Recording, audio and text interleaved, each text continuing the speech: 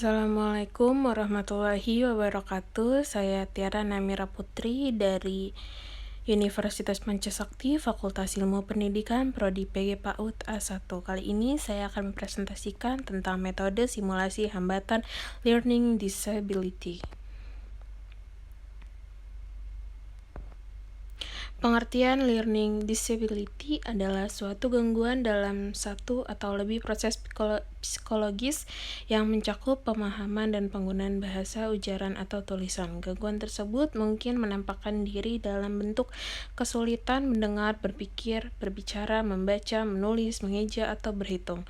Batasan tersebut mencakup kondisi-kondisi seperti gangguan perseptual, luka pada otak, disleksia, dan afasia perkembangan. Batasan tersebut tidak mencakup anak-anak yang memiliki problema dalam belajar yang menyebabkan utamanya berasal dari adanya hambatan dalam penglihatan, pendengaran, atau motorik, hambatan karena tunagrahita, karena gangguan emosional, atau karena kemiskinan lingkungan, budaya, atau ekonomi.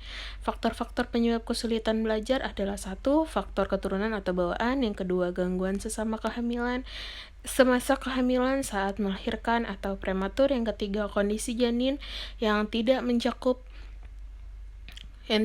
menerima cukup oksigen atau nutrisi, dan atau ibu merokok, menggunakan obat-obatan, atau meminum alkohol selama masa kehamilan. Yang keempat, trauma pasca kelahiran seperti demam yang sangat tinggi, trauma kepala, atau pernah tenggelam. Yang kelima, infeksi telinga yang berulang pada masa bayi dan balita. Anak dengan kesulitan belajar biasanya mempunyai sistem imun yang lemah. Yang keenam, awal masa kanak-kanak yang sering berhubungan dengan aluminium, arsenik, merkuri atau raksa, dan neurotoksin lainnya.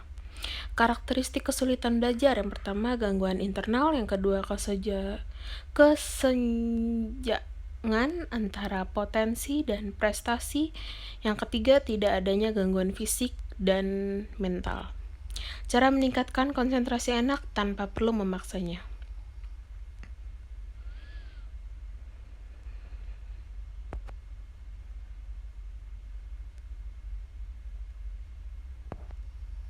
Satu, buat jadwal yang jelas.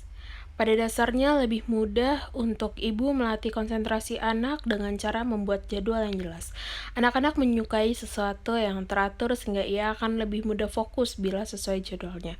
Ibu bisa membuat jadwal harian menggunakan karton besar yang ditempel di kamar, buat kolom berisi keterangan hari, tanggal, jam, dan kegiatan yang akan anak lakukan.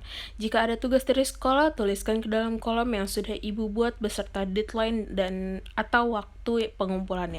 Ambil contoh, anak ada tugas menulis untuk hari Senin dan dikumpulkan hari Selasa. Nah, papan pengumuman menjadi pengingat bagi anak untuk segera mengerjakan tugas sebelum waktu pengumpulan. Yang kedua, tidak memberi banyak tugas dalam satu waktu. Ibu bisa meningkatkan konsentrasi anak dengan cara memberi anak tugas sedikit dalam satu waktu. Terlalu banyak tugas justru membuat anak susah fokus dan pekerjaannya tidak akan optimal. Ambil contoh, anak ada 3 tugas sekolah yang perlu diselesaikan 3 hari kemudian. Ibu bisa menuliskan tugas ke dalam kolom jadwal yang sudah dibuat, masing-masing 1 hari. Kalau anak mengerjakan 2 tugas dan dalam satu waktu, khawatirnya ia akan kelelahan dan menjadi tantrum. Selama mengerjakan tugas, beri jeda setiap 10 menit, misalnya untuk anak bermain atau mengambil cemilan. Yang ketiga, beri batasan waktu. Walaupun tugas sekolah anak hanya 1, bukan berarti ia harus mengerjakan seharian. Ibu bisa mengatur waktu sebagai cara meningkatkan konsentrasi anak. Mengutip dari laman Understood, orang tua perlu memahami waktu optimal anak dalam konsentrasi.